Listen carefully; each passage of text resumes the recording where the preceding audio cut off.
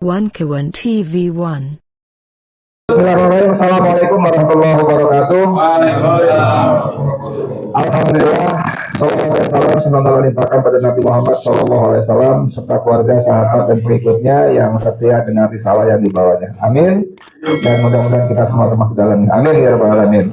Teman-teman sekalian, hari ini dengan mengharap rahmat dan ridha Allah kita telah diskusi kebangsaan. Jadi kita rutin namanya kita diskusi kebangsaan dialog kebangsaan dengan backdrop yang tetap. Wah, ini sekaligus menunjukkan bahwa kita pendukung Prabowo Subianto tanpa Gibran. Kalau ada yang tanya biar lagi yang menjawab kenapa tanpa Gibran. Hari ini kita berdiskusi seputar reformasi Polri. Sebetulnya dalam talk saya tulis harapan seperti ada jalan buntu. Tapi sepertinya ada sabotase sehingga diberi judul apa sabotase? Polisi pelindung rakyat. Reformasi Polri, pengayom rakyat atau pelindung oligarki. Kayaknya lebih nampol yang ini, oke lah ya. Setuju aja deh. Nah, kita hadirkan mantan Wakapolri, Komjen Purnawirawan Bukresno, kemudian pengamat politik Sofyan Said, orang Malang, nggak pernah beruntung Malang terus dia. Dan pemret kita Supati yang apa? Aku mau bilang jelek nggak enak, bos gue yang ganteng lah gitu ya. Satu lagi dalam perjalanan tadi kita orang sudah masuk ke Jalan Saharjo, kita minta dia belok ke Mitsubishi ya. Dr. Selamat Ginting, pengamat militer dan dosen komunikasi politik. Saya kira bicara soal reformasi ini bukan cuma kita yang ngomong, tapi sudah hampir jadi nyanyian semua orang Indonesia yang berakal waras dengan segala macam pernak-perniknya ya. Bahkan kalau kita, saya nggak tahu, tadi saya ngobrol sama Jenderal Ugro sebentar tadi di sini, ada potongan video pendek Kapolri LSP Listio Sigit Prabowo yang mengatakan sehebat apapun tim itu, siapapun di situ, kalau kami nggak boleh reformasi mau apa? Langsung disama-sama Sudirman saya juga begitu, justru terbalik. You have problem kan gitu ya. Tapi kalau memang Sigit bicara dalam konteks seperti itu, memang buat kita ini tunjuk arogansi ya, tunjuk arogansi. Lu mau apa, gue nggak mau gitu loh. Nah ini kalau betul begitu lagi, maka buat saya ini berarti tamparan buat Prabowo Subianto. Karena ketika 17 September silam, Prabowo menunjuk koleganya Jenderal Ugro, Komjen Dovili untuk menjadi penasihat khusus bidang reformasi Polri, dan juga dikatakan segera membentuk. Pada hari yang sama, Sigit juga membentuk tim reformasi. Pada hari yang sama, ada 52 orang terdiri dari Jenderal Bintang 3, 21 dan beberapa kombes. Publik menilai bahwa langkah Listio Sigit ini menunjukkan resistensi, seperti juga ucapan yang semakin eksplisit. Saya ingin panjang lebar, saya sebetulnya memberikan beberapa arahan boleh nggak arahan? Keren banget sih. Arahannya kepada misalnya kita berharap Jenderal Ugro akan bicara perspektif dari dalam, mengungkap kultur sistem komando permainan kekuasaan di tubuh Polri. Kemudian mengupas bagaimana reformasi justru dibajak oleh kepentingan elit. Yang ketiga, kita minta Pak Ugro bersedia bicara soal pandangan tentang model ideal Polri yang profesional dan merdeka dari intervensi politik. Meski demikian, kalau beliau punya hal-hal lain yang mau disampaikan baik sebagai tambahan atau substitusi sama sekali, tentu nggak bakal kita tangkap kan. Boleh kan ya? Boleh banget. Ini harapan kita panitia, beliau akan bicara seperti itu. Tapi kalau Jenderal Ugro punya pertimbangan ada hal-hal yang disampaikan, kita persilakan. Kemudian Dr. Sofyan Said, pengamat politik, kita berharap dia bicara dari perspektif ideologis dan struktural posisi Polri dalam desain kekuasaan negara pasca reformasi. Kemudian membaca pola hubungan Polri dengan eksekutif dan dinamika politik nasional ini seru sekali. Kita bisa mundur beberapa pilpres ya. Jadi belum 2 pekan silam kita saya ngobrol sama polisi aktif, dia tanya sama saya, Bang, reformasi Polri kemana arahnya? Saya bilang, perlu yang polisi dan yang aku. Emang kenapa? Buat kita kalau reformasi itu mengganti Kapolri nggak masalah. Tapi yang kita ogah, yang kita takut apabila kita jadi di bawah departemen kan, kementerian kan. Lalu dia bilang gini, jadi di kalangan kami Bang, para jenderal itu bilang nggak mungkin lah Prabowo begitu, kata satu jenderal ini. Kenapa? Dia kan masa dia lupa jasa kita kemarin 2024. Masa dia lupa jasa kita kemarin? Tapi tanpa diduga ada jenderalnya makanya iya kita berjasa kemarin 2024. Tapi 30 kita injek-injek dia. Nah ini gambaran kegelisahan di kalangan internal. Tapi saya kira nanti yang lebih akurat ya. Kemudian kita juga duka Dr. Sofyan saya bicara soal gagasan strategis untuk menata ulang fungsi dan peran Polri agar berpihak pada kepentingan rakyat pada kekuasaan. Sambil menunggu Dr. Selamat Ginting, saya persilakan Jenderal Ugro untuk memulainya. Kita mungkin pertama-tama 15-20 menit maksimal kali ya. 30. Jangan, nanti baru yang mulai. Sejam Pak Guru sejam. 15 lah kalau gitu lah, sama tetangga boleh ya. Khusus untuk calon 15 Kapolri kita sejam. minta dulu Pemprov kita untuk memberikan pengantar diskusi. Untuk ini nggak keluar suaranya. Assalamualaikum warahmatullahi wabarakatuh. Waalaikumsalam. Terima kasih Ustaz Eki. Yang saya hormati Bapak Sukresino, Pemimpin Purnawirawan.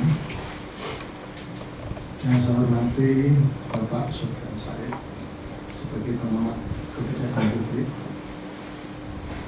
Hari ini kita hadir dalam dialog kebangsaan dengan tema reformasi Polri, pengayom rakyat atau pelindung oligarki. Sesungguhnya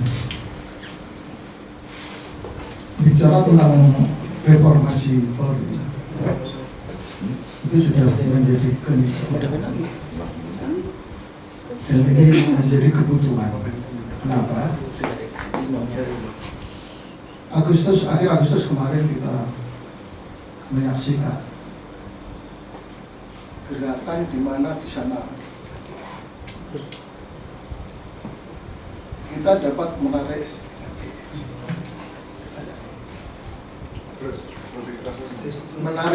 satu kesimpulan bahwa masyarakat sudah tidak percaya lagi dengan polisi, dan tanpa demonstrasi pun image polisi masih dinilai buruk. Di media sosial kalau kita saksikan, kesialan polisi itu menjadi bahan pertawaan. Misalnya polisi lalu lintas yang dilawan oleh emak-emak dan lain sebagainya. Dari situ mencerminkan bahwa polisi sangat buruk di mata masyarakat. Nah, makanya reformasi itu dibutuhkan. Komjen Irjen ya. Siapa? Beliau. Irjen Polisi Dr. Suprapto ya. Kabar Reskrim pernah melontarkan gagasan mencontoh Georgia. Presiden Georgia pada tahun 2005 itu memecat 50% polisi yang korup. Ya. Polisi, memecat polisi. Mereka itu rata-rata adalah polisi yang korup. 50%. Kemudian pada tataran berikutnya menaikkan 1.500% gaji mereka. 1.500%. 1.500% gaji mereka. Itu terjadi pada tahun 2005.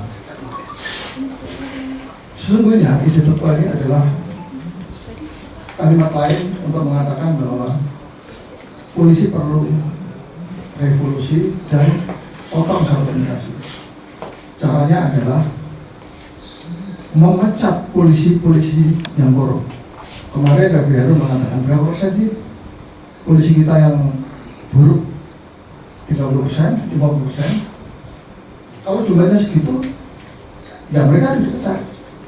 Diganti rekrutmen baru yang jujur, yang fair, yang bagus, terus kemudian sistem yang akuntabel dan lain sebagainya. Nah, maknanya adalah kita benar-benar mengubah wajah Polri dengan cara membuang yang buruk dan mempertahankan yang baik. Kalau misalnya polisi kita itu ada 30% yang buruk, yang kotor, ya 30% buruk, sudah dipangkas dengan cara pensiun dini misalnya, dan lain sebagainya, dan tindakan-tindakan tegas lainnya jika terjadi pelanggaran-pelanggaran dalam tugas mereka. Nah, ini ada gagasan, tapi apakah Indonesia bisa menerapkan teori dari Georgia itu tergantung presiden, tentu saja. Dia akan lebih gampang lagi kalau Kapolrinya juga mendukung, tapi kalau Kapolrinya melawan, susah. Jadi dalam diskusi ini kita berharap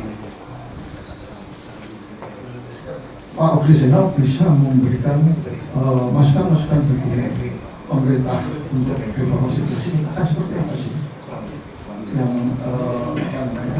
seharusnya, apakah betul potong satu generasi itu, ataukah hal yang lainnya, apakah hanya kelembagaannya yang direformasi atau hal lainnya, apakah reformasi kelembagaan akan menjamin bahwa polisi menjadi baik.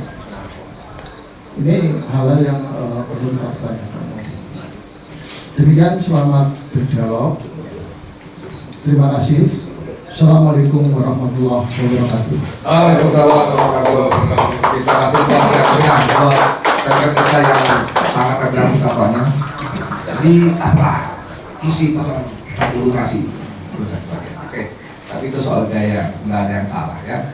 Oke, sekarang kita minta Jenderal Nugroho untuk memberikan pencerahan buat kita yang seperti kata driver kita tadi, ini kalau sampai ke telinga para pengambil kebijakan, telinga dan mata tentu saja, mudah-mudahan bisa menjadikan masukan-masukan yang berharga ketika mereka betul-betul bekerja untuk menyusun Polri lebih baik lagi. Assalamualaikum warahmatullahi wabarakatuh. Waalaikumsalam. Rekan-rekan sekalian, yang saya hormati, saya cintai, jadi kalau diajak bicara reformasi Polri ini berangkat dari sudut mana kadang-kadang. Karena reformasi Polri mulai dilahirkan sejak terbitnya TAP MPR nomor 6 tahun 2000. Kemudian lahir Undang-Undang Kepolisian nomor 2 tahun 2002. Nah, di sini kemudian dibuat kebijakan nasionalnya adalah reformasi di bidang instrumental, kemudian reformasi di bidang struktural, dan terakhir reformasi di bidang kultural. Dan itu berjalan sudah lebih dari 2 dekade. Tiba-tiba saat ini dengan perkembangan situasi bermacam-macam lah, tapi yang dirasakan sejak 2014 atau 15 sampai saat ini, sampai istilah-istilah yang kadang-kadang bagi para penapiran ini menyakitkan juga. Ada sebutan partai coklat. Kenapa sampai sebutan partai coklat? Jadi ada rekan saya juga, Irjen Napoleon, katakan bubarkan partai coklat. Bubarkan maksudnya jangan ada lagi partai coklat, ya, kembalikan kepada Polri secara utuh. Dari kalimatnya waktu di depan KPK itu, bubarkan Pansop, selamatkan Polri. Nah, kalimatnya Jadi disambung itu, jangan dipecah gitu. Jadi seolah bubarkan polisi itu bukan seperti itu ya. Jadi istilah partai coklat harus hilang dari sebutan di kepolisian. Jadi kondisi sekarang ini ya, tidak lepas dari apa yang terjadi di masyarakat yang merasa tidak puas. Tugas polisi di seluruh dunia sama, yaitu melindungi dan melayani. Kalau di Indonesia ada mengayomi, sebenarnya mengayomi juga bagian daripada melindungi. Ya, karena mengayomi itu biasanya dalam lambangnya Kementerian Hukum itu mengayomi, soalnya karena dalam criminal justice system ada penegak hukum ditambah mengayomi. Tapi itu cukup dengan melindungi dan melayani.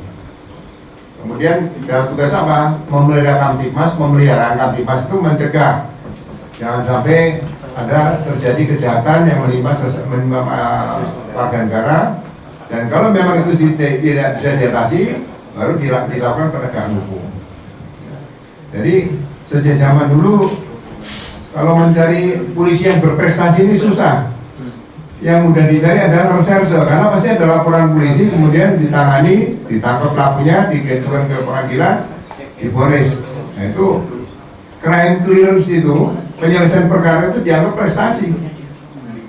Ya, tapi kalau Sabara patroli jalan kaki, jalan Sudirman Tamrin itu dianggap prestasi di mana? Prestasi Sabara adalah tidak ada kejahatan. Ya. Misalnya semua anggota Sabara kalau berangkat ke kantor naik bis kota dulu supaya tidak ada copet bis kota, itu aman berarti. Kalau angka copet bis kota menurun berarti Sabara berhasil. Tapi itu harus dilakukan suatu penelitian. Ya.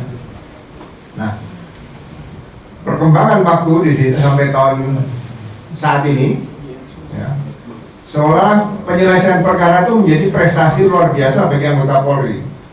Makanya terbit waktu itu ada surat edaran Kapolri tahun 2018 ya, lupa nomornya.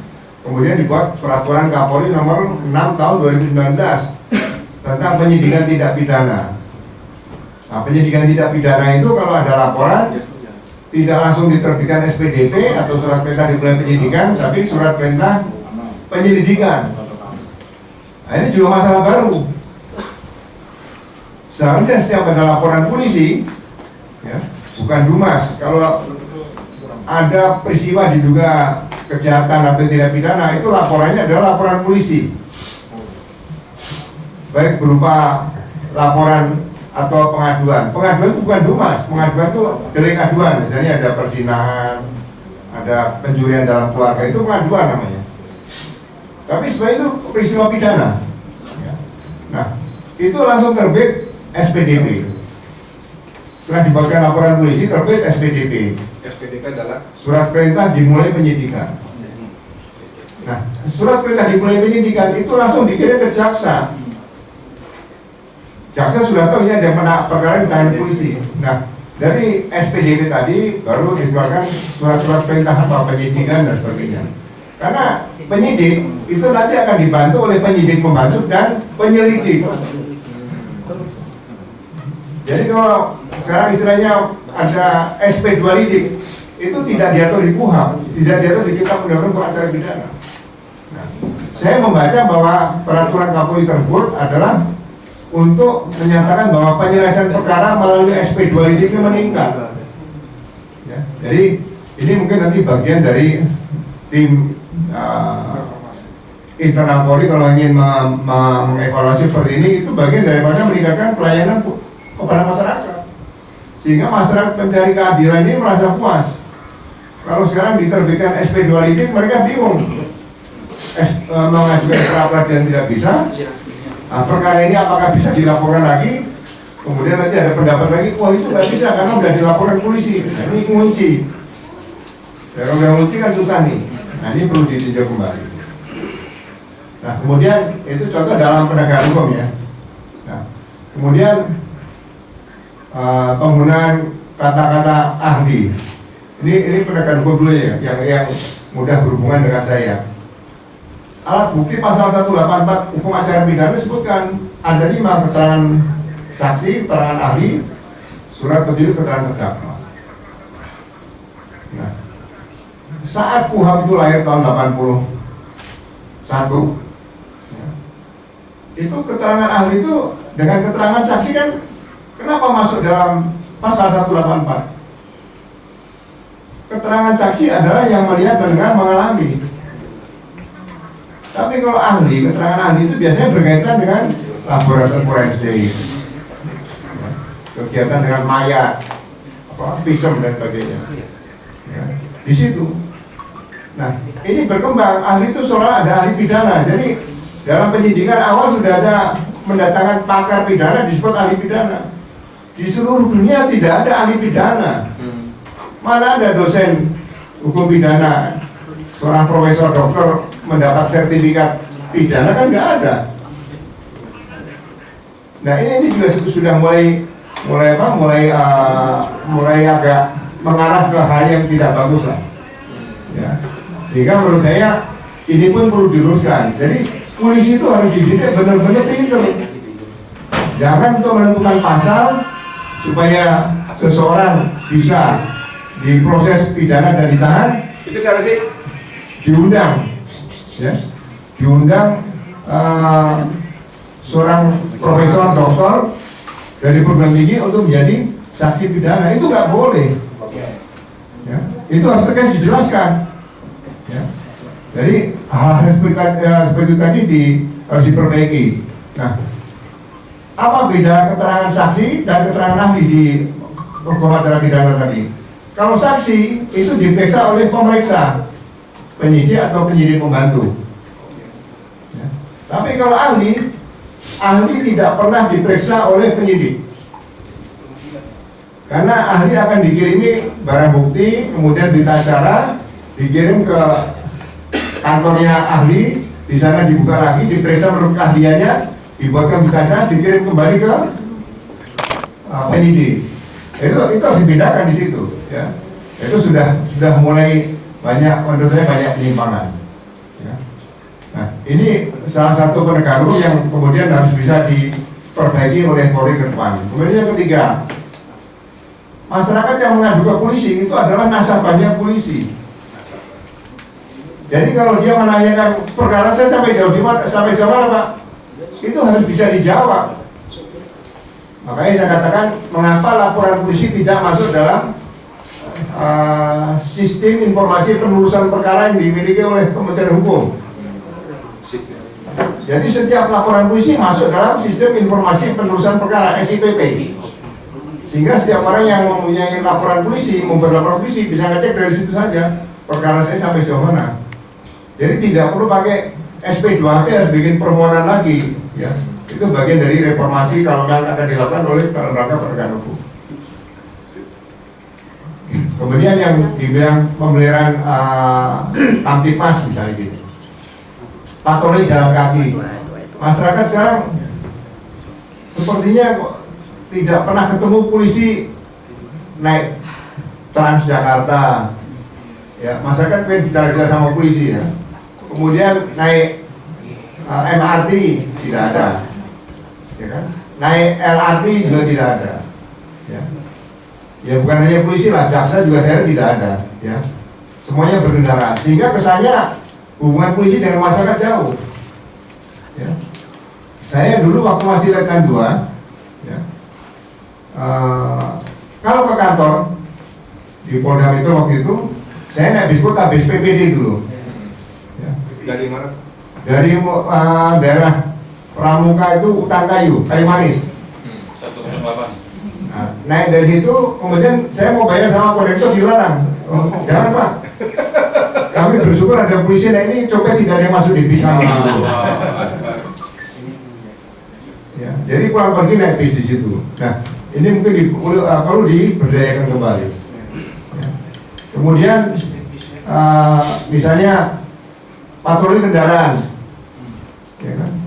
Apakah ini sudah dibuat aturan misalnya gini? Polisi kalau patroli itu tidak hanya muter-muter saja, tapi dia punya waktu kapan sekolah itu masuk ke jam pelajaran akan dimulai. Orang berdatangan ke sekolah itu polisi sudah ada di situ. Turun bicara sama menegur lah sama anak-anak kecil, orang-orang yang ada sekolah, terus hati-hati ya gitu. Nanti pada saat sekolah bubar, polisi ada di situ lagi. Ya. Jadi bukan hanya patroli muter-muter, bukan. Ya. Jadi apa ya, berjalan, bicara, kemudian komunikasi, ya menyapa. Ya. Kan seperti itu. Nah mungkin hal-hal kecil ini yang mungkin sekarang dirasakan hilang, akhirnya merasakan begitu ada sedikit kejadian yang kira-kira dilakukan oleh anggota Polri kurang berkenan, itu di masyarakat tuh suaranya udah negatif terus seperti itu. Ya. Nah, kemudian itu berkaitan tugas-tugas, masih banyak tugas kalau mau diinventarisir, tapi saya nggak bisa menginventarisir terlalu banyak. Tapi yang jelas sekarang masalah kepemimpinan. Ya. Jadi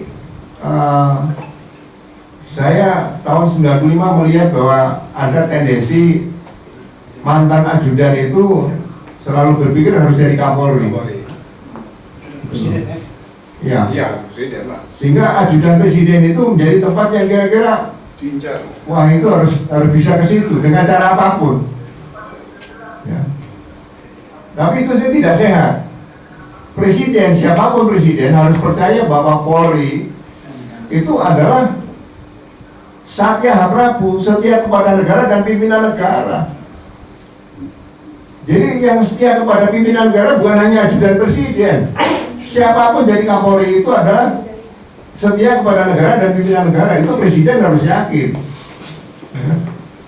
Jangan diambil dari, wah saya presiden dari Bupati Bupati Rembang misalnya, nanti jadi Panglima Dandim Rembang, nanti jadi Kapolres Rembang, semua jangan, itu nggak bagus.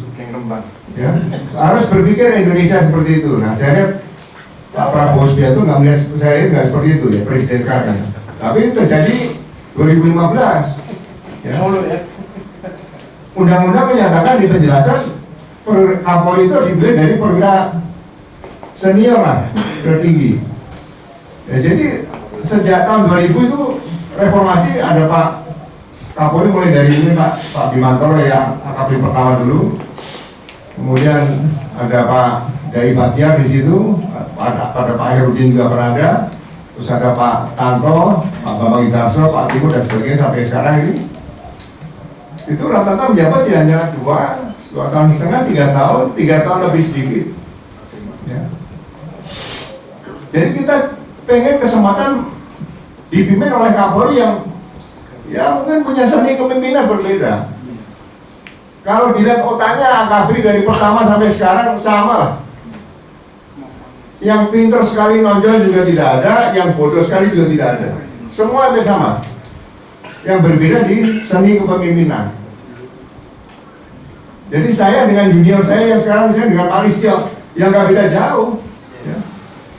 Makanya saya pesan ke depan ya mudah-mudahan jangan lagi pekerjaan ajudan seperti zaman Pak Harto dulu. Saya lihat ajudan tuh begitu selesai paling tinggi jadi Kapolri Bogor, ya kan? Nggak ada yang terlalu tinggi. Ya. Setelah kesini aja mungkin ada Pak Tanto di situ ya. Nah ini kemudian jadi suatu kompetisi yang kurang sehat menurut saya.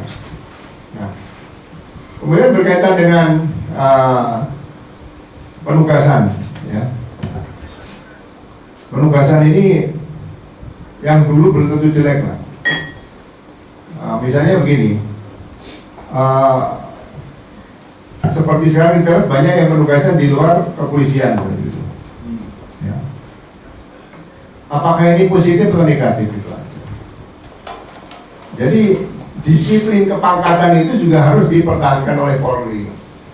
Jadi piramida kepangkatan itu jenderal di polisi itu hanya ada satu, Kapolri dan mantan Kapolri. Itu sebenarnya harga mati, jangan sampai dirubah-rubah. Kecuali ada penghargaan khusus misalnya. Nah, sekarang pun saya banyak kehormatan ya. Mungkin harus ada ya yang luar biasa, misalnya apa? Ya seorang Wakapolri memimpin tugas langsung ke Papa, kemudian ditembak mati, nah, itu kenaikan pangkat luar biasa anumerta tapi. Nah ini harus dijaga. Nah, sekarang banyak yang mutasi ke luar Polri tapi naik pangkat gitu. Nah, apakah itu sebutannya tetap pakai jenderal tapi pakai polisi atau jenderal tapi pakai nama kementerian di situ? Nah ini juga harus ditertibkan. Jadi jangan sampai kelihatan ada polisi yang naik pangkat di luar organisasi, nanti begitu organisasi tadi selesai dikembalikan ke polisi, yang di dalam ini yang sudah nunggu ini banyak. Kedorong-dorong lagi gitu loh. Nah, ini tidak sehat. Ya. Kalau memang mau keluar, ya kembali ke undang-undang, berarti alih status di situ. Ya. Jangan dipaksakan udah keluar naik pangkat di situ, yang di dalam yang kasihan. Ya. Kemudian kalau berkaitan dengan pelaksanaan tugas kepolisian ke depan ya, kalau banyak diskusi, saya berharap polisi jangan sampai dipecah-pecah. Polisi tetap utuh seperti sekarang ini. Ya. Ada isu-isu macam-macam lah. Katanya akan masuk ke mana? Ada masuk ke Bakam lah, ada masuk. Itu saya rasa isu-isu sesat menurut saya. Ya. Karena untuk reformasi Polri dulu aja menggunakan TAP MPR nomor 6 tahun 2000. Ya. Kalau polisi sekarang dirubah pakai ketentuan awal merubah lembaga negara bukan hal yang mudah. Ya. Bagi saya mungkin pekerjaan-pekerjaan di polisi ini perlu ditingkatkan. Saya ingat waktu jabatan Kapolri dipegang Pak Dai Batiar itu jabatan fungsional ditingkatkan. Jadi misalnya bintang 3. Kalau memang ingin bintang 3 banyak, ya saya sering bicara semua Kapolda bintang 3 kan aja. 38 Kapolda bintang 3. Ya. Tapi di situ ada bintang 3 yang memang promosi dari bintang 2 jabat situ naik bintang 3 atau bintang 3 pemantapan. Misalnya Kapolda Aceh, Kapolda Sumatera Utara, Kapolda dalam Jawa kecuali Jogja sama Banten misalnya, Kapolda Sulawesi Selatan, Bali, Papua, Ambon misalnya, itu bisa harus diisi orang bintang 3 yang sudah jadi bintang 3 ke situ. Kemudian ditambah misalnya Gubernur Akpol bintang 3, Kepala Penelitian Pengembangan bintang 3.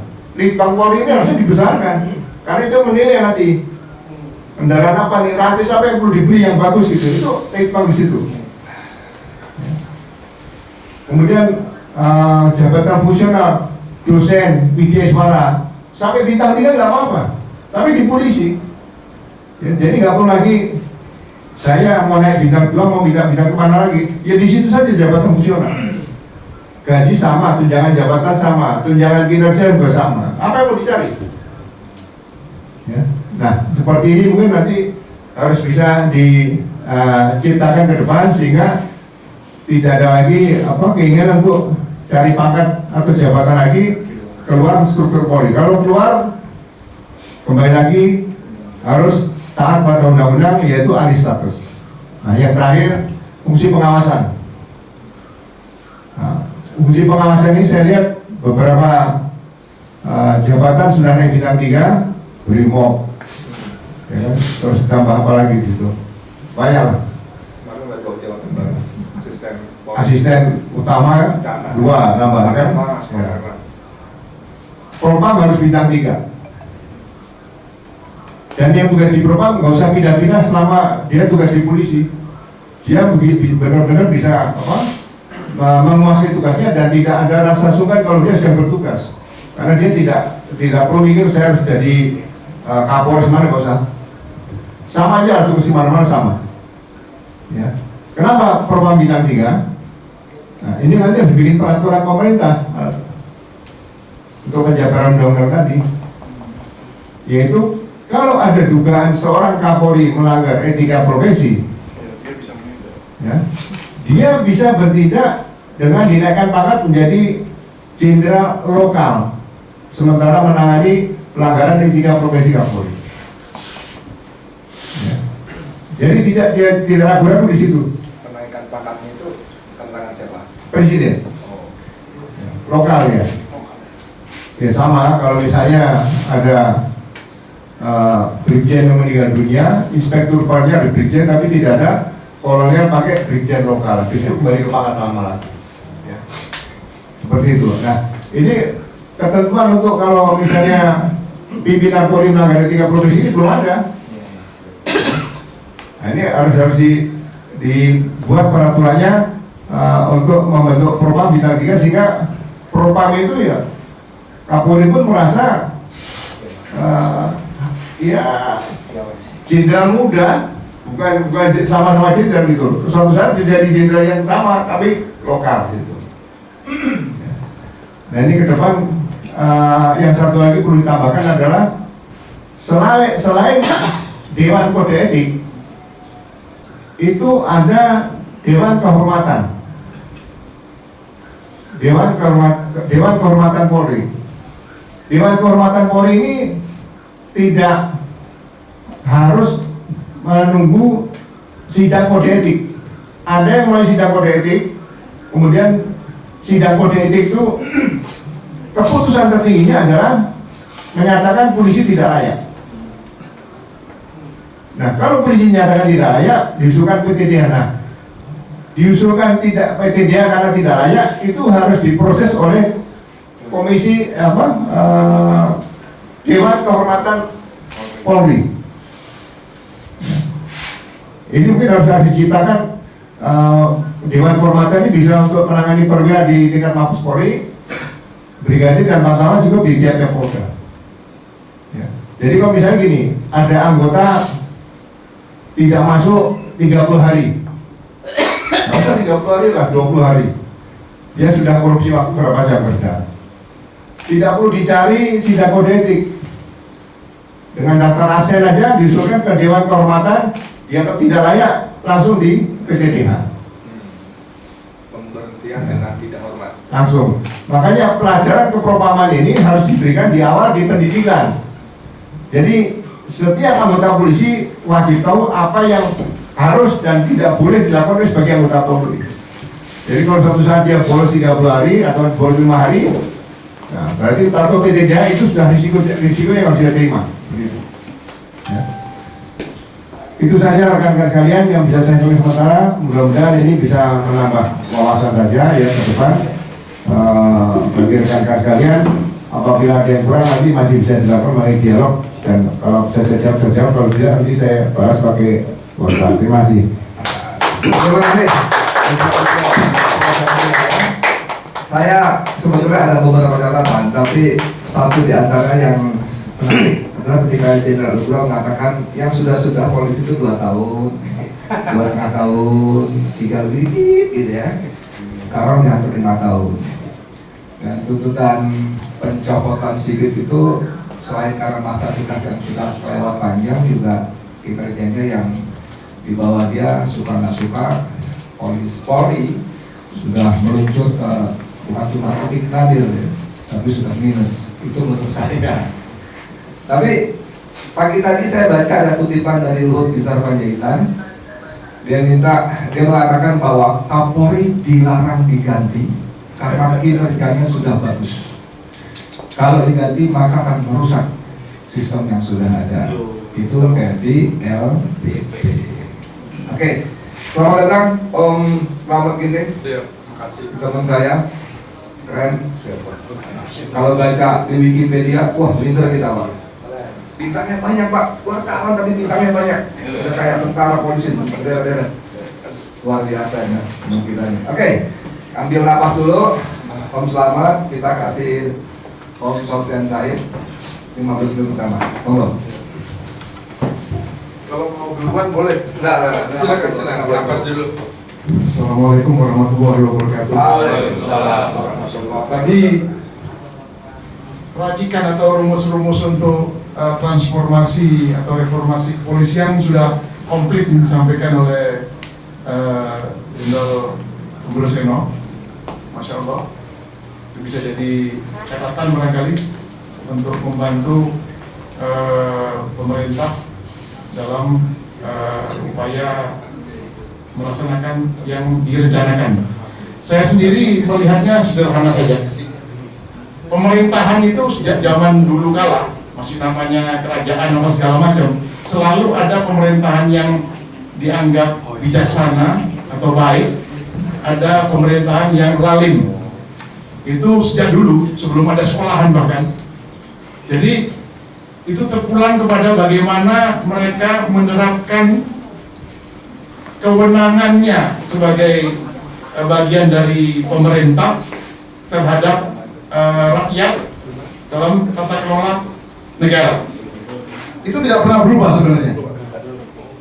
Maka itu saya selalu mengingatkan tentang perlunya disadari oleh semua pihak bahwa yang boleh menjadi pihak yang menangani kepentingan publik itu harus selalu orang-orang yang paham tentang syaratnya, yaitu 4 yang utama. Harus dipilih orang yang jujur.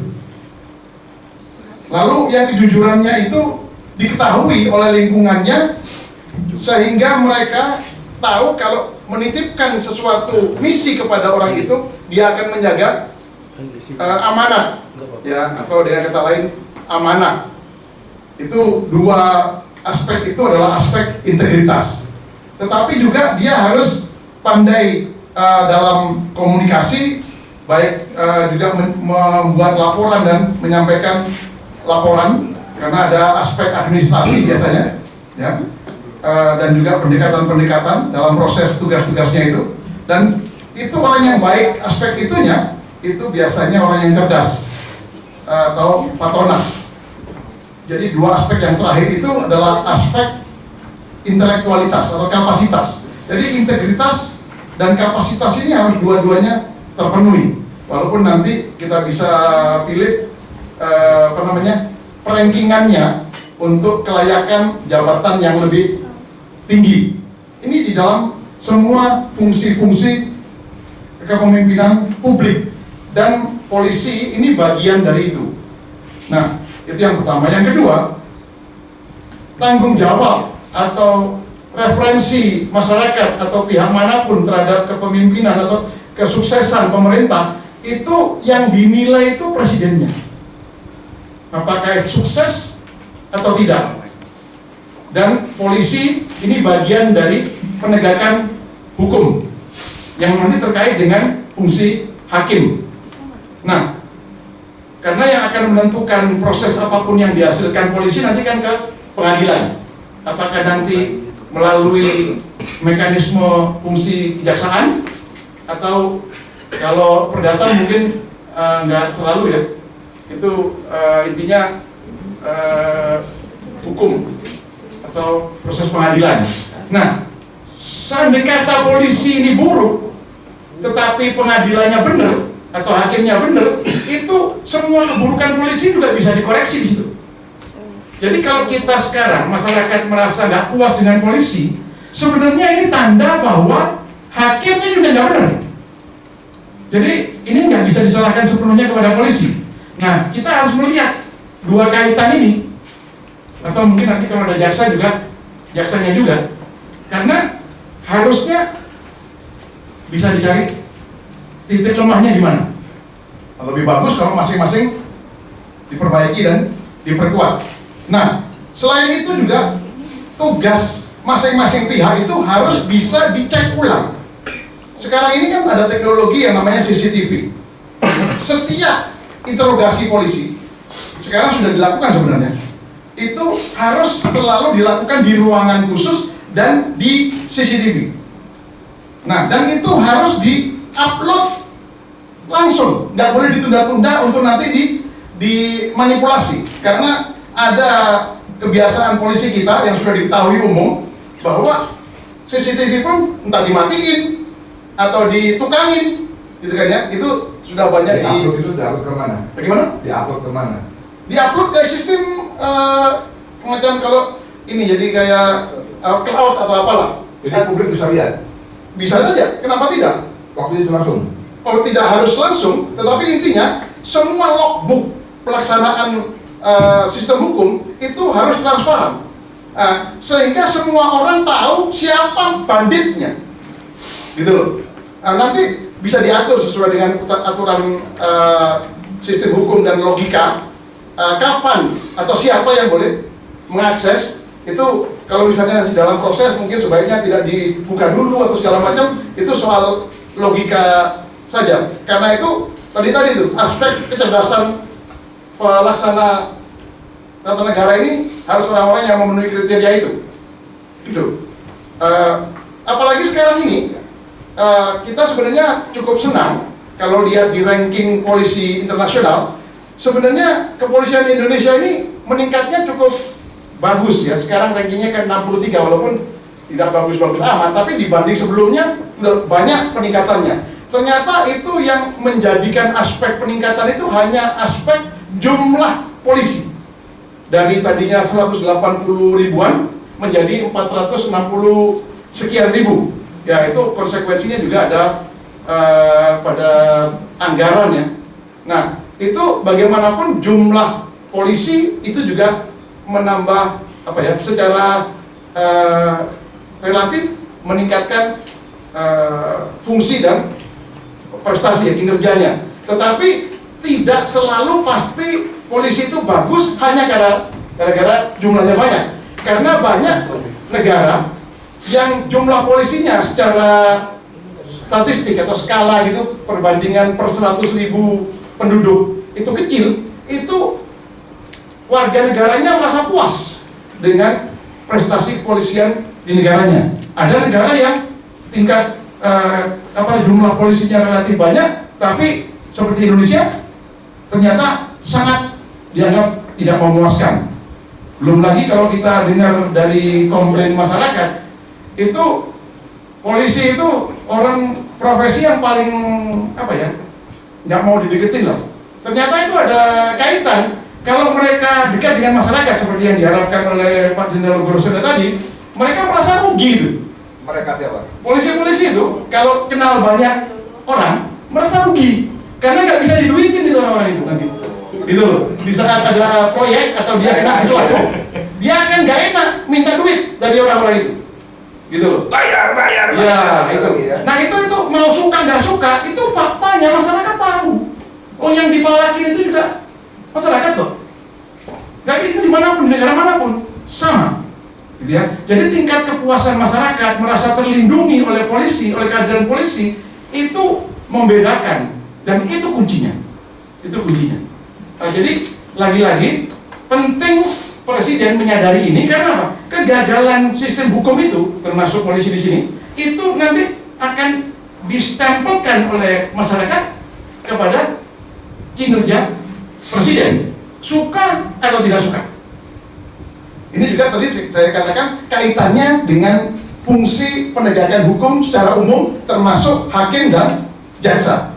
Karena sebenarnya kalau kita lihat dalam kasus, setiap kali kasus terungkap, ada korupsi, ada apapun, pelanggaran-pelanggaran pidana, itu nanti ada kerjasama. Dan yang jadi semacam moderator atau bandar daripada sistem manipulasi hukum ini biasanya adalah lawyer. Nah, sebenarnya kalau saya melihat esensi hukum sejak zaman Mbak Hela, lawyer itu nggak harus ada. Tidak harus ada. Ini malahan menyebabkan adanya muncul fungsi perantara itu. Mediator. Iya, mediator itu. Gitu ya. Walaupun memang ada debat nanti kalau yang menjadi pelaku ini ternyata dikondisikan atau intinya dituduh atau apa, nanti dia nggak ngerti hukum, bagaimana mau membelanya, ini agak repot juga memang. Tetapi kalau hakimnya benar, ya sistem jaksanya juga benar, nggak perlu ngerti hukum ini. Masyarakatnya nggak perlu ngerti hukum, gitu loh. Nah, lagi-lagi faktor dari adanya lawyer kam moderator atau bandar sistem mafia hukum ini juga harus jadi catatan juga. Jadi nggak semuanya mesti ditimpakan kepada polisi. Tetapi yang menjadi catatan saya terutama, dan saya rasa bukan cuma saya, itu sikap arogansi polisi di Indonesia ini mungkin salah satu sekarang ini yang ada di puncaknya kira-kira. Misalnya pada waktu ada upaya tuntutan agar urusan ijazah itu diurus melalui Bareskrim, itu kelihatan sekali kalau melanggar peraturan Kapolri. Tapi polisi mengatakan, Bareskrim mengatakan kalau nggak setuju dengan apa yang sudah kami hasilkan, silakan mau kemana, laporkan aja, gitu loh. Lalu tadi juga disebutkan Pak Kapolri ternyata juga nadanya seperti itu. Lalu ada lagi pimpinan di negara kita, salah satunya yang malah menjamin nggak apa-apa itu aja terus, seolah-olah dia jadi penentu negara ini semuanya. Jangan dia perdana menteri atau presiden bayangan atau gimana, saya nggak ngerti juga. Nah, ini hal-hal yang harus kita catat untuk menjadi kunci di dalam upaya transformasi. Pastikan bahwa rakyat pasti tahu kalau merasa dilindungi, kalau merasa polisi itu sudah benar atau tidak, itu karena yang jadi korban yang terkena itu masyarakat, rakyat. Mereka akan jadi jurinya. Baik, terima kasih. Jadi kalau tarik menarik antara polisi mau di bawah kementerian dan sebagainya, kita lihat sejarahnya tadi Pak. Tahun 46 keluar dari Kementerian Dalam Negeri. Ya kan? Kalau sekarang ada polisi masukkan ke Kemendagri, nanti yang terjadi menteri TTP ini mau masuk Kapolda bisa nggak, mau masuk sekolah bisa nggak? budaya Indonesia-nya begitu Pak. Bukan budaya Polri. Tuh. Ya. Jadi kita mau kembali fokus saja. Saya tidak belain Polri, tidak mengatakan itu pertanyaan itu ya kurang pas bukan juga gini. Dulu ada pembicaraan saya waktu itu masih bintang 1 untuk melakukan sedikit kayak reformasi sedikit Pak. Jadi gini, muatan tugas yang dibebankan pada Polri oleh undang-undang yaitu sebagai pelindung, pengayom, pelayan, pemelihara kamtipmas dan penegak hukum ini, ya, siapa yang membidani di polisi siapa? Apakah kalau Harkamtipmas itu kabarkam? Apa bilang penegak hukum itu kabar eskrim? Ya, kalau bilang linium yang ini kira-kira apa ya? Kita ada kabar intelkam dan sebagainya. Tapi yang otaknya di situ membidani itu siapa nggak ada? Ya. Nah, kita kalau lihat perbandingan dengan TNI, ada Mabes TNI, ya, Panglima, langsung Pastaf Angkatan, terus ada Menhan. Menhan itu bicara tentang strategi pertahanan, strategi Polhan dan sebagainya. Itu benar-benar strategi, budgetnya berapa atau anggarannya, kemudian bagaimana tentang doktrin-doktrin dibicara di situ. Jadi Mabes TNI dengan pasukan darat, laut, dan udara tadi itu hanya melaksanakan saja. Nah kita di polisi Pak, perencanaan semuanya asrena, makanya sekarang diadakan Asta Marina bintang 3. Itu pekerjaan terlalu rumit. Nah dulu pernah diusulkan waktu itu, kenapa kita tidak dibikin Kementerian Keamanan Publik. Kementerian Keamanan Publik itu nanti hanya diisi, bukan atasannya Polri. Polri tetap berdiri utuh seperti saat ini. Itu yang akan mengakomodir ya fungsi-fungsi pemerintah, pekerjaan fungsi pemerintah di bidang kepolisian, imigrasi, dan bea cukai. Kenapa ketiga ini? Karena kepolisian itu adalah masalah kaitan dengan lalu lintas kejahatan dan pelanggaran. Bea cukai lalu lintas pelanggaran barang masuk keluar Indonesia, migrasi manusia masuk keluar Indonesia. Sehingga kalau ini dari satu ada Kementerian Keuangan Dalam Negeri itu hanya pembantu presiden. Jadi kenapa itu bukan Kapolri lagi, ya? Itu langsung kementerian di sana. Nah itu membantu presiden. Sekarang Kapolri ikut rapat presiden. Ya. Nah kalau kementerian ini jarang, suatu saat yang jadi menteri sama. Mantan Kapolri atau mantan bintangnya bisa jadi menteri di situ. Ngapain harus jadi kementerian yang lain seperti itu? Kita kan ahlinya di bidang keamanan. Di situ, Pak. Jadi nanti di situ ada dirjen atau danjen. Polisi dulu pernah pakai nama danjen, ya. Pakai dirjen misalnya setelah Harkamtipmas dan danjen setelah Gakom, danjen strategi keamanan keselamatan lalu lintas. Ini banyak diurusin kerjaan situ. Bintang berapa danjen itu? Dirjen bisa bintang 3 nggak masalah. Ya sama dengan dirjen 3 Menhan itu di situ. Gitu. Jadi bisa mengakomodir jenderal-jenderal daripada penugasan di beberapa kementerian seperti sekarang ini. Nah ini diperkuat. Nah ini yang komunikasi dengan Polri sehingga pembentukan seperti lembaga BNN, BNPT, KPK nggak perlu. Kembalikan polisi secara utuh. Kalau Kapolri dipilih presiden, Pak Kapolri sanggup nggak menangani korupsi? 1 tahun sanggup Pak. Kalau nggak sanggup ganti lagi pensiun dini, nggak ada masalah. Nah, presiden harus tegas di situ. Makanya Kapolri dari dulu diambilnya masih ada usia 2 tahun. Pak Petrodi itu dulu Kapolri nggak sampai 2 tahun selesai, nggak ada masalah. Ya, Pak Rusdiaja juga, Pak Rusdiaja sama, nggak sampai setahun. Ya, jadi siapapun bisa jadi Kapolri, seni kepemimpinan itu yang kita ambil. Gitu. Kalau yang pintar-pintar anggotanya banyak, yang lebih pintar juga banyak di situ. Ya, jadi sekali lagi bukan saya belain Polri itu kenapa masuk kementerian? Ya dulu dari Kemendagri KKN pindah berdiri sendiri, ya terjadi seperti sekarang ini. Menurut saya pengawasan. Nah, Propam tadi saya katakan Pak, Propam itu dibesarkan benar-benar jadi Propam secara utuh. Mohon maaf, saya pernah di Propam. Kalau Propam masih dibagi propos, ada Paminal, ada Waprop, ini sama dengan sebelum Propam sekarang ini. Zaman dulu seperti itu. Zaman dulu sebelum ada reformasi, kalau polisi salah itu Pak, itu harus menyelesaikan satu di bagian propos, udah selesai nih, geser lagi ke bagian Irwasum Irjen, udah selesai, baru ke Pamsan. Capek 3 ini bisa 3 tahun, bisa 5 tahun, udah selesai. Nah, sekarang baik Propam. Nah, kita sudah studi banding ke Amerika. Kalau ada tembak-menembak dengan masyarakat dengan polisi di jalan, begitu Propam turun, semua senjata polisi yang di TKP disita oleh Propam, langsung rekonstruksi. Bukan berarti polisi salah, bukan polisi betul, tapi yang menginvestigasi adalah Propam. Nah, makanya saya usulkan ke depan Propam jangan pindah-pindah dari mulai pangkat yang mulai pangkat pertama sampai pensiun di situ. Nah, mungkin suatu saat di Propam mau jadi Kapolri bisa juga sampai ditambah di situ. Jadi ini untuk perbaikan Polri ke depan. Ya kan? Itu yang kaitan dengan organisasi. Jadi sekali lagi kalau masuk kementerian nanti terjadi titipan-titipan itu loh Pak, ini ada kasus hari ini ya, tolong titip ini Mas, titip ini, titipan banyak. Yang nggak ada cuma titipan sepeda motor, titipan mobil bukan sekarang. Ya. Terus satu lagi tadi Mas, kaitan dengan moralitas polisi. Nah, moralitas polisi itu begini. Jadi makanya dengan situasi sekarang itu beberapa peraturan Kapolri itu perlu disempurnakan, dievaluasi Pak.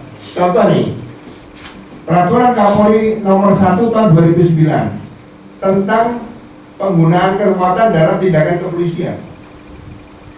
Dievaluasi lagi Mas. Dulu waktu tahun 97 itu akan dibikin peraturan penanganan unjuk rasa boleh menggunakan peluru tajam tembakan pantul rekoset. Saya waktu itu masih letnan kolonel Pak Kapolres. Saya tanya jenderal, konsep yang dibikin ini menganut polisi Israel atau Korea Selatan? Saya Korea Selatan. Ya. Ini Israel. Kaget saya.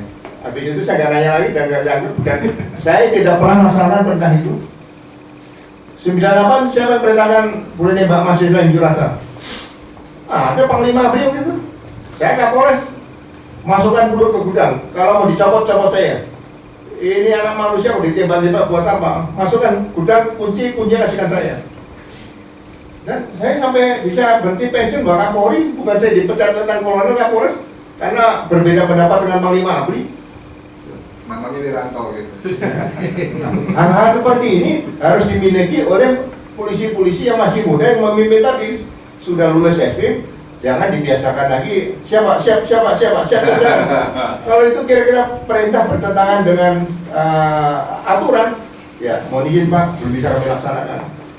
Pelajaran berbeda pendapat dengan pimpinan itu sudah diajarkan di pendidikan pada saat baris berbaris. Coba kalau baris berbaris Pak, komandan baris berbaris ngomong, maju jalan, di depan ada mobil nggak berhentikan. Apakah terus jalan? Berhenti Pak, itu perintah salah. Nah itu sudah diajarkan.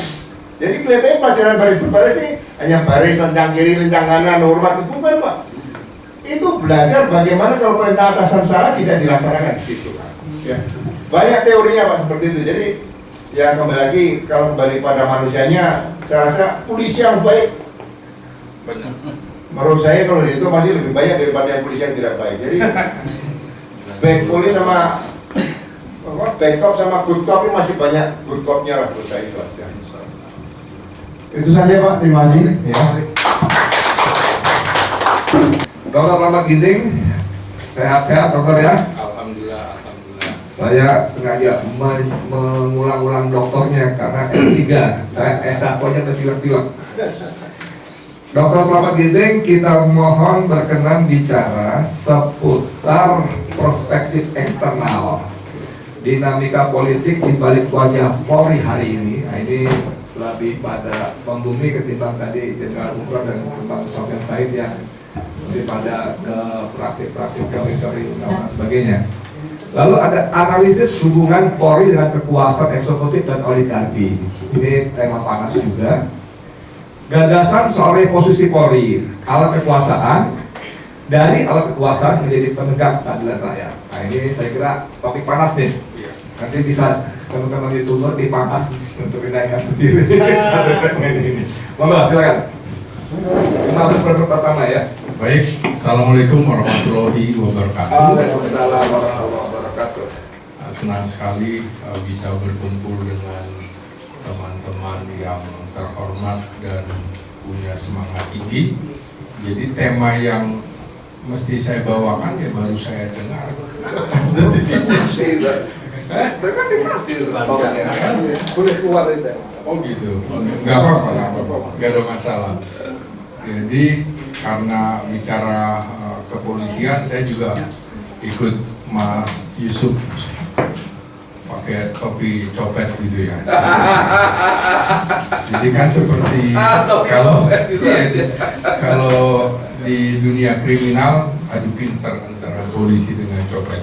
Biasanya copet itu lebih pintar gitu ya. Barangkali kita bicara di sini copet ilmu pengetahuan. Gitu. Nah teman-teman, saya coba membandingkan kepolisian kita dengan kepolisian negara-negara lain terlebih dahulu supaya kita juga paham posisi polisi kita ada di mana sih dibanding dengan polisi lain. Kalau saya cenderung tidak sepakat polisi ditempatkan di Kementerian Dalam Negeri. Saya lebih condong polisi itu ke Kementerian Hukum karena paketnya dia penegak hukum. Jadi harus satu paket juga tuh dengan kejaksaan dan kehakiman tadi sudah dikemukakan. Kira-kira begini, ketika Polsek atau Polres menangani sebuah perkara supaya tidak bolak-balik dari Kejaksaan Agung P29, P19, P21, maka harus disupervisi dulu. Dia harus disupervisi oleh Kejaksaan Negeri. Nah, begitu ditangani Polda, harus disupervisi oleh Kejaksaan Tinggi. Begitu tingkat Bareskrim, Mabes Polri, harus oleh Kejaksaan Agung. Jadi perkaranya cepat gitu, jangan semau-maunya mereka tangani sendiri, menyelesaikan sendiri. Ini satu rumpun sebenarnya penegakan hukum. Nah kita sebenarnya pernah mencoba semuanya, kepolisian, baik itu di Kementerian Dalam Negeri, kejaksaan, bahkan kehakiman. Karena itu idealnya setelah sekian tahun termasuk di bawah Kementerian Pertahanan Keamanan. Nah, itu bisa dibagi. Misalnya BRIMOB kan paramiliter, maka itu bisa di bawah Kementerian Pertahanan, harus ditambah Kementerian Pertahanan Keamanan, bukan paketan. Pertahanan keamanan itu satu paket, satu nafas. Nah, kemudian polisi konvensionalnya di bawah Kementerian Hukum. Nah, kalau di bawah usulan dibuat Kementerian Keamanan, nah itu bias. Karena polisi itu adalah keamanan, ketertiban masyarakat atau keamanan publik. Kalau mau harus pakai keamanan publik, tidak boleh berhenti Kementerian Keamanan, nah harus keamanan publik atau keamanan ketertiban masyarakat. Karena yang namanya keamanan itu luas. Ada keamanan individu seperti kita di rumah untuk menjaga keamanan, pintu gerbang kita digembok gitu. Keamanan kelompok atau publik itu kepolisian lewat Babin Kamtibmas. Nah itu kan artinya dia bekerja sama dengan masyarakat. Karena Kamtibmas harusnya cara membuat organisasinya harus lebih banyak polisi patroli yang betul-betul dekat dengan masyarakat. Jadi polisi patroli, gimana polisi patrolinya? Misalnya dia lihat kemarin, saya kebetulan baru saja tanggal 5 Oktober kemarin habis pulang dari HUT TNI, sore-sore mau pulang ke rumah di Cipayung, di dekat Polsek Cipayung, 400 meter dari Polsek Cipayung, Jalan Mabes Hankam Raya, begitu mau belok bangku hapus, kaca mobil saya ditimbuk pecah tuh. Nah, udah, karena saya bawa istri bawa anak, udahlah pulang aja dulu. Soalnya udah ke beberapa kali juga nih kok mobil saya aneh-aneh juga nih. Beberapa kali. Beberapa kali. Nah, jadi saya laporlah besoknya ke Polsek Cipayung terus diantar sama mereka. Titiknya mana di sini? Dan heran kan, 400 meter dari Polsek Cipayung itu nggak ada CCTV. Susah kan? Nah makanya menurut saya harusnya lebih banyak polisi patroli, keamanan ketertiban masyarakatnya itu harus ada daripada dia mainnya di atas lebih banyak. Jadi keamanan yang bukan urusan dia diambil alih. Misalnya jabatan Kaba Intelkam misalnya. Bintang 3. Itu harusnya kamu yang mana? Kamtibmas. Jadi kalau bicara kepolisian harus kita kejar. Kamunya Kamtibmas. Yang namanya Dewan Keamanan PBB isinya militer. Jadi yang namanya Dewan Keamanan Nasional di semua negara ya militer, bukan kepolisian. Jadi harus dipahami yang namanya militer itu dia bertugas untuk keamanan nasional dan keamanan negara.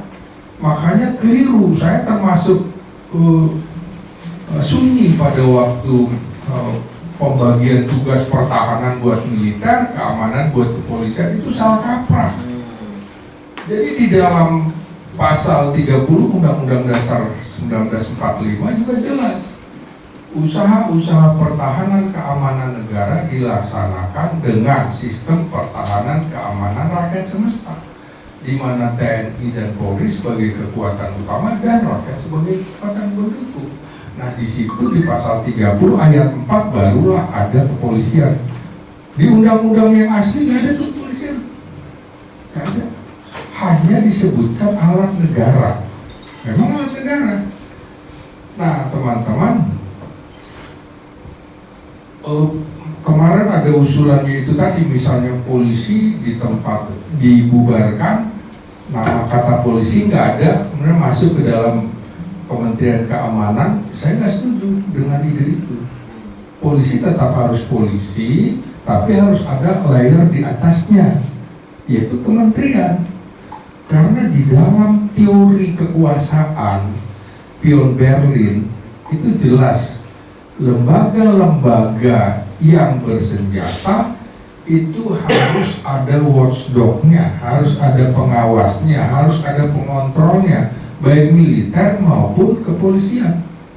Nah, militer kita kan betul-betul di atasnya pemegang semuanya administrasi, anggaran, Kementerian Pertahanan. Kepolisian nggak, langsung Kapolri bisa minta ke Menteri Keuangan. Nah ini makanya Panglima TNI, Kepala Staf Angkatan dan Wapang gayanya aja bintang 4, tapi nggak punya duit, nggak megang duit, hanya kuasa pemegang anggaran, bukan pemegang anggaran. Beda dengan Kapolri, dia pemegang anggaran. Nah selama hubungan ketatanegaraan ini tidak seimbang, maka selama itu juga akan terjadi gesekan di bawah. Beda anggaran polisi dengan Kementerian Pertahanan nggak terlalu jauh, tapi Kementerian Pertahanan dibagi 5 pos. Kementerian Pertahanan, Mabes TNI, Mabes AD, Mabes AL, Mabes AU 5. Nah, karena itu bicara sisa Kamarata tadi, maka BRIMOB yang paramiliter masuknya itu tadi Kementerian Hankam. Polisi konvensional Kementerian Hukum. Nah, seperti itu. Itu lebih logis. Kenapa? Karena itu tadi tugas polisi adalah memelihara Kamtibmas dalam rangka penegakan hukum dengan mengayomi, melindungi, melayani. Jadi mengayomi, melindungi, melayani itu harusnya lebih menonjol di dalam strukturnya. Ini kan tidak. Nah, dia masuk semua. Seperti misalnya dibentuklah Korps baru, Korps Pemberantasan Korupsi. Namanya korupsi di seluruh dunia itu ya kejaksaan, bukan kepolisian. Iya, jadi mengapa ada dibentuk KPK? Karena lemahnya kepolisian dan kejaksaan. Ya kalau kita mau, itu kan lembaga ad hoc, tapi lembaga ad hoc sejak dari Megawati, artinya kan sejak tahun 2002 atau 2003 sampai sekarang, udah berapa tahun? Kok ad hoc jadi definitif? Nah, harusnya misal KPK dibubarkan, itu betul-betul diserahkan kejaksaan, harus ada betul-betul penilaian terhadap jaksa agung, nggak boleh main-main seperti kasus nangkep Silvoster aja nggak bisa, gitu kan? Pesat kalau sekarang. Jadi nggak main-main, polisinya nggak main-main, kejaksaan juga nggak main-main. Kalau dia sendiri tidak disupervisi oleh kejaksaan, nanti main-main terus. Perkara sampai sekian lama, akhirnya bisa dianggap sudah kadaluarsa. Jadi teman-teman kembali lagi ke perbandingan atau bagaimana konstitusi kita, jelas secara eksplisit menegaskan mandat Polri adalah menjaga keamanan dan ketertiban masyarakat. Jadi teman-teman begitu bicara polisi langsung ingatkan aja bicara keamanan ketertiban masyarakat, langsung disambung. Jadi jangan Kamtibmas gitu. Menegakkan hukum serta melindungi, mengayomi dan melayani masyarakat diatur pasal 30 Undang-Undang Dasar 45, pasal 13 Undang-Undang Kepolisian nomor 2 tahun 2002. Nah, dalam kerangka konstitusional tersebut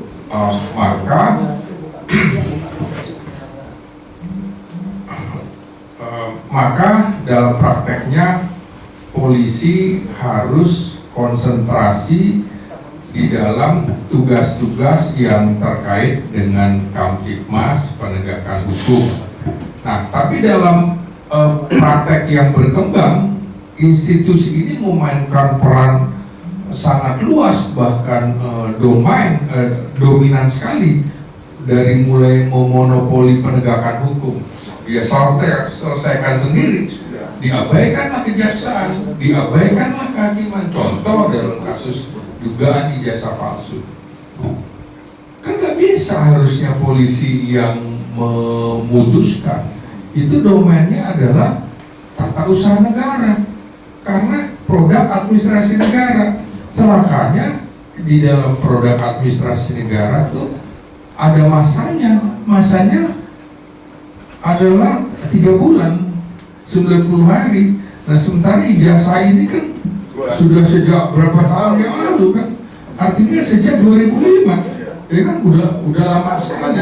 Nah juga soal kontraterorisme, penanganan kejahatan siber hingga urusan imigrasi, bea cukai, keuangan, pemberontakan bersenjata, separatisme, semua dipegang polisi. Ini aneh, makanya betul-betul seperti negara kepolisian Republik Indonesia ini udah bablas betul. Nah, makanya pasca reformasi yang menempatkan polisi langsung di bawah presiden, kuncinya ada di situ. Saya nggak setuju dengan Prof. Mahfud MD ketika menjadi Menko Polkam, Menko Polhukam, didatangi beberapa mantan purnawirawan Polri, dia mengatakan udah bener posisi Polri di bawah presiden. Keliru nih Mahfud, keliru Pak Mahfud, mohon maaf Pak Mahfud. Justru salah satu akar masalahnya di situ. Jadi dia merasa superior, merasa ada arogan. Ini kan sama mengingatkan kita pada peristiwa Menhankam Pangap. Itu nggak boleh yang namanya Menhankam itu militer aktif, nggak boleh. Silahkan dari militer, tapi paling tidak 5-7 tahun sudah pensiun. Nah di Amerika ada tuh ketentuannya, sudah 7 tahun baru boleh jadi menhan yang militer. Tapi sipil juga bisa. Sipil bisa, gitu loh. Ya, memang ini Kementerian Sipil kan gitu. Nah jadi dulu nggak boleh. Kekeliruannya eranya Pak Harto, kecuali di ujung masa pemerintahannya Udah bisa. itu bisa, tapi kembali lagi pada waktu Wiranto Menhankam Pangap lagi. Jadi merasa hebat banget nih Wiranto. Sama dengan sekarang Listio atau Kapolri pasca reformasi merasa atasannya presiden. Lo nggak penting kan, kira-kira yang lain gitu. Merasa hebat. Jadi betul-betul harus ada yang mengawasi. Sehingga di dalam beberapa momen terjadi misalnya konflik antara Gatot Nurmantio dengan Priamijat Triakudu, Menhan waktu itu. Karena apa yang dimaui Gatot tidak disetujui, apa yang diinginkan Priamijat juga tidak dilaksanakan oleh Gatot. Misalnya Priamijat ingin latihan perang dengan Tiongkok, Gatot nggak mau keluarkan satu prajurit pun, ya kan nggak bisa. Jadi betul-betul memang harus ada kontrol, kalau nggak bahaya. Nah, jadi desain ini, desain Polri yang sekarang itu bertolak belakang dengan prinsip civilian oversight dalam negara demokrasi modern. Nah, seperti saya kemukakan tadi, ada David Pierre Berlin itu mengemukakan bahwa institusi koersif yang langsung dibawa ke kepala negara tanpa filter sipil akan memiliki potensi besar terhadap hegemoni kekuasaan sekaligus lemahnya akuntabilitas demokrasi. Ini betul-betul harus diawasi. Gak bisa nih kalau bilang ini benar, justru Pak Mahfud, sorry, salah satu akar masalahnya adalah ketika Kapolri berada langsung di bawah presiden. Saya terus terang agak khawatir nih kalau Pak Mahfud nanti menjadi kepala komite reformasi mengamini ini lagi.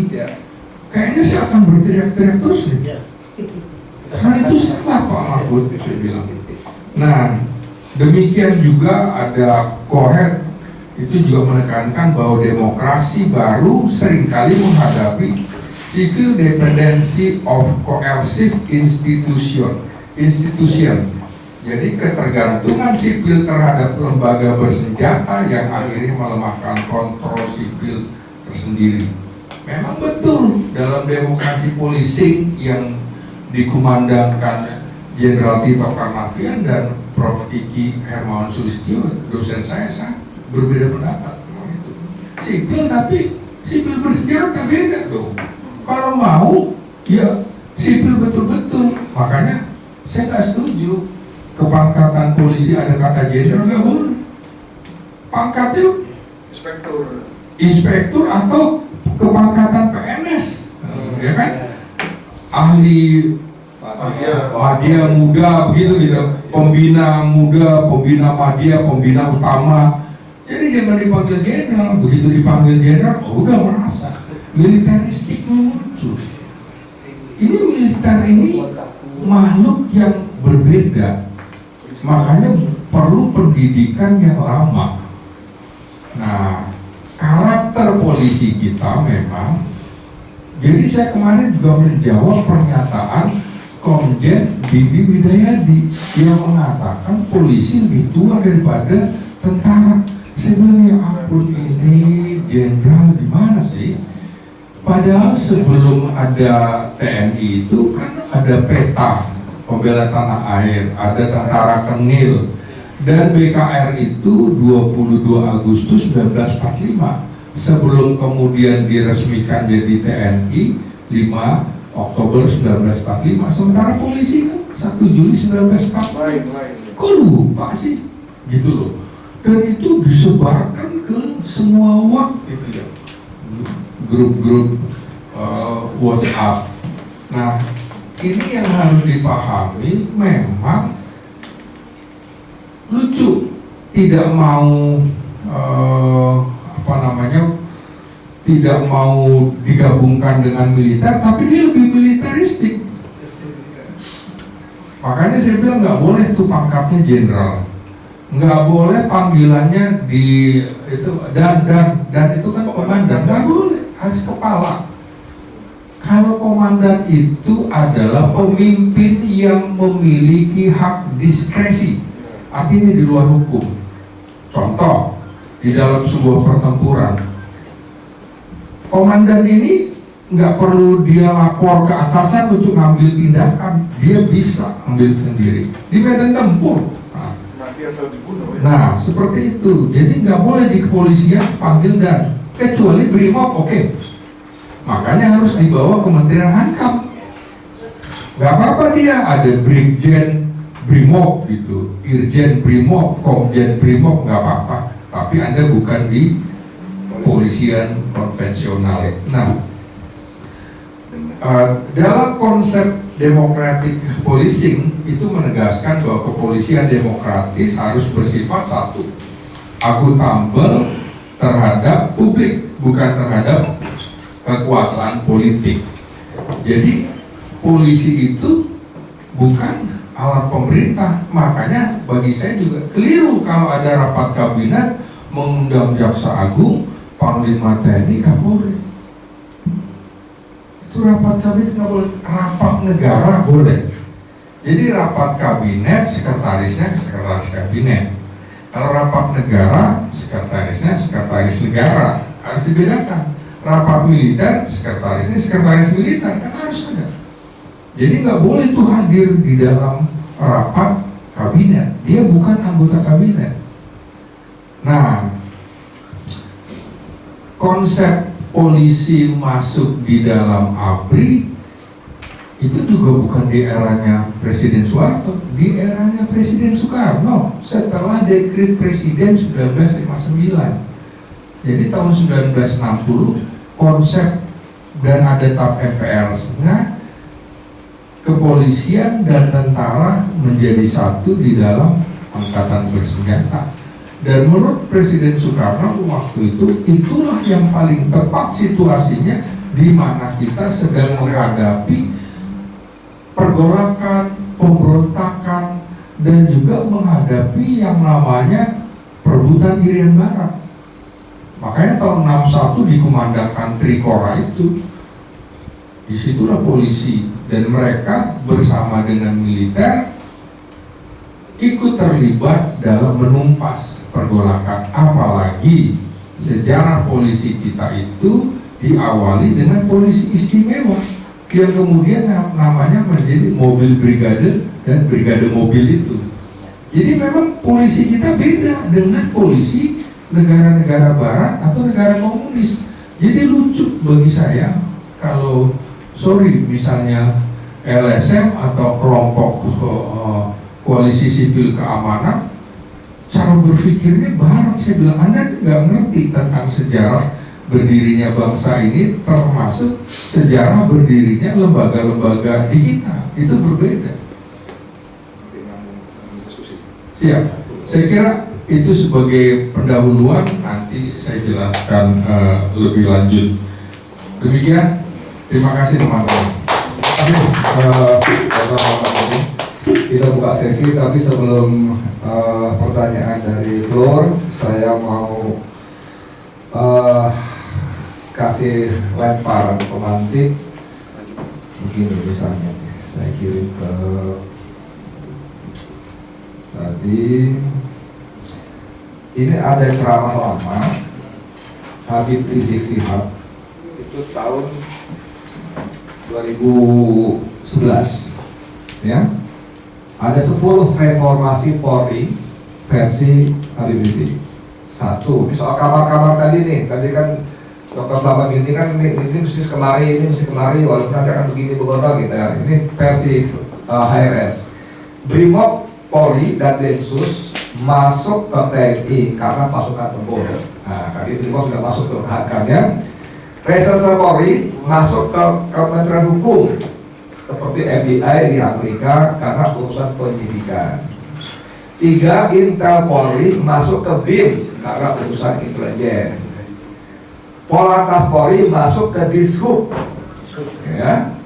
Jadi disebar ke kepala kementerian doang. Lalu ada Rutan Polri, ya, saya ngalamin juga di Rutan Barreskrim masuk ke Kejaksaan. Sisanya jadi security di hotel, perusahaan, pabrik, perkampungan dan lain-lain. Mabes Polri, ini tadi yang Dr. Bapak belum sepakat, jadi Kementerian Keamanan yang mengatur security dan hansip seluruh Indonesia. Polda jadi kantor pusat security, Polres jadi cabang dan sebagainya. Tapi ada beberapa hal yang selaras, ada irisan tadi soal Brimob dan sebagainya. Karena memang Brimob yang berwatak militeris itu memang dahsyat sekali.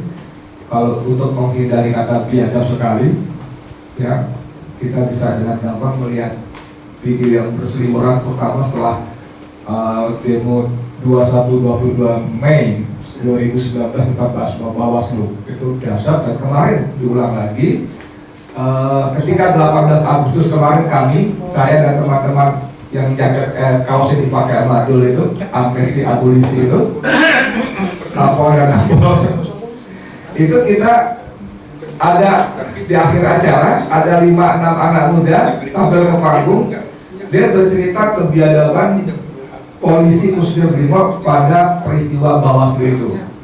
Padahal 2 di antaranya adalah Satpam Sarinah yang diangkut juga gara-gara dia menuangkan air mineral ke mata demonstran.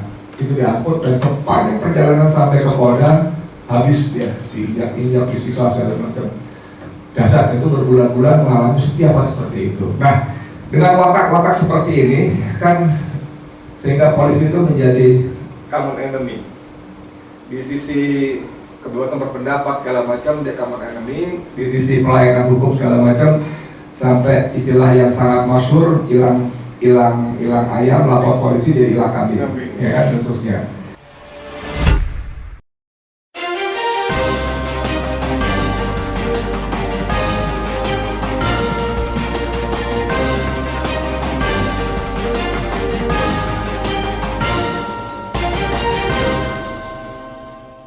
One Kawan TV 1